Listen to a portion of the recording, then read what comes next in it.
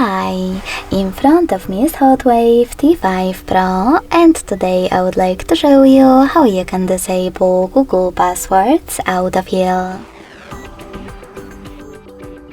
First of all, go into Devices Settings and scroll all the way down to access Google section.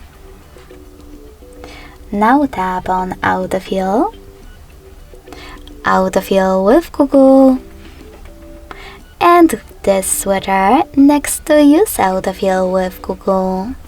So when I tap, as you can see, my switcher and all of those features turned gray.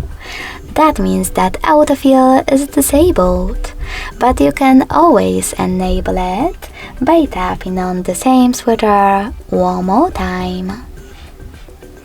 Thanks so much for watching. If you enjoyed this video, don't forget to leave a like, comment and subscribe. Bye!